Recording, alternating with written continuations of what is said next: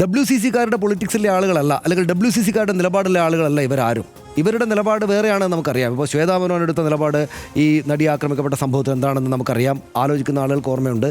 കുക്കു പരമേശ്വരൻ TV-ക്ക് മുന്നിൽ അല്ലെങ്കിൽ ക്യാമറകൾക്ക് മുന്നിൽ നിന്ന് കൂവിയത് നമ്മൾ കണ്ടതാണ്. അപ്പോൾ ഇവരാരും ഈ WCCയുമായി ബന്ധപ്പെട്ട് ഈ കോർ ഇഷ്യൂ ഉന്നയിച്ചിട്ട് ധീരമായിട്ട് പുറത്തേക്ക് പോയ നടിമാരുടെ നിലപാടുള്ള ആളുകളല്ല. പക്ഷേ അത് അങ്ങനെ തന്നെ നിലനിൽക്കുമോ എന്ന് ചോദിച്ചാൽ അങ്ങനെ നിലനിൽക്കാൻ പറ്റില്ല.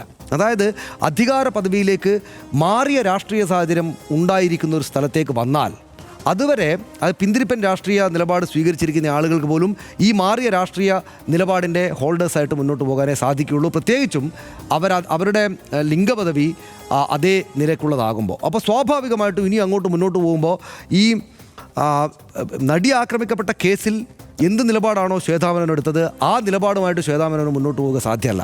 അതാണ് സംഘടന അതിനകത്തെ വ്യക്തികളോടും നേതാക്കളോടും ചെയ്യുന്ന ഒരു പ്രധാനപ്പെട്ട കാര്യം. നമ്മൾ CPM രാഷ്ട്രീയമൊക്കെ എപ്പോഴും ചർച്ച ചെയ്യുന്ന, അല്ലെങ്കിൽ വലിയ തോതിൽ കോൺഗ്രസ് CPM രാഷ്ട്രീയമൊക്കെ ചർച്ച ചെയ്യുന്ന ഒരു നാടാണല്ലോ. അപ്പോൾ നമുക്കറിയാം സംഘടന വ്യക്തികളുടെ നിലപാടിനെ അപ്രസക്തമായി കളയും. സംഘടനയെ പുറത്തുള്ള സംവിധാനങ്ങൾ തിരിച്ചു കളയും അവരുടെ രാഷ്ട്രീയത്തെ. ഇത് പഴയതുപോലെ പോകാനാകില്ല. ഇപ്പോൾ നമ്മൾ ശ്വേതാ മേനോനും മറ്റ് സ്ത്രീകളായിട്ടുള്ള നേതാക്കളൊക്കെ മുന്നോട്ട് വന്നു, അവരാണ് സംഘടനാ നേതാക്കളായിരിക്കുക എന്ന് പറയുമ്പോൾ മമ്മൂട്ടി മോഹൻലാലൊക്കെ പിൻവലിഞ്ഞ് നിൽക്കുകയാണെങ്കിൽ തന്നെയും അവരതിനകത്ത് ഇല്ല എന്നല്ല. മോഹൻലാൽ അത് പറയാൻ വേണ്ടി തന്നെയും വന്നു, അദ്ദേഹം വോട്ട് ചെയ്യാൻ വന്നു. ഇപ്പോൾ ഒരുപാട് ആളുകൾ വോട്ട് ചെയ്തില്ലോ. പൃഥ്വിരാജും ഇന്ദ്രജിത്തും മറ്റൊന്നും വോട്ട് ചെയ്തില്ല. ദുൽഖർ സൽമാനും ആസിഫ് അലി ഒന്നും വോട്ട് ചെയ്തില്ല. ചെറുപ്പക്കാർ കുറേ പേര് വോട്ട് ചെയ്തില്ല. പക്ഷേ മോഹൻലാൽ വന്നു, വോട്ട് ചെയ്തു. അമ്മ ഒരു കുടുംബമാണ്, ഞങ്ങളൊക്കെ അതിനകത്തുണ്ട് എന്ന് പറഞ്ഞു. അവരൊക്കെ അതിനകത്തുണ്ട്. പക്ഷേ അത് നമ്മൾ കണ്ട അമ്മ ഇതിന് മുൻകാലങ്ങളിൽ കണ്ടപോലുള്ള അമ്മയായിരിക്കില്ല. അത് കുറേ ആയിട്ട് തന്നെ അങ്ങനെയാണ്. കാരണം മുൻകാലങ്ങളിൽ ആരോടും മറുപടി പറയേണ്ടതില്ലാത്ത ഒരു സംഘടനയായിരുന്നു താരസംഘടന. അത് ഏതെങ്കിലും തരത്തിൽ രാഷ്ട്രീയ സംഘടനയോ ഒന്നുമല്ലല്ലോ. അതുകൊണ്ട് അവർക്ക് സമൂഹത്തോട് അങ്ങനെയൊക്കെ പറഞ്ഞാൽ ഒരു ക്ലബ്ബ് പോലെ അങ്ങ് പ്രവർത്തിച്ചാൽ മതിയായിരുന്നു. പക്ഷേ ഇനി അങ്ങനെയല്ല.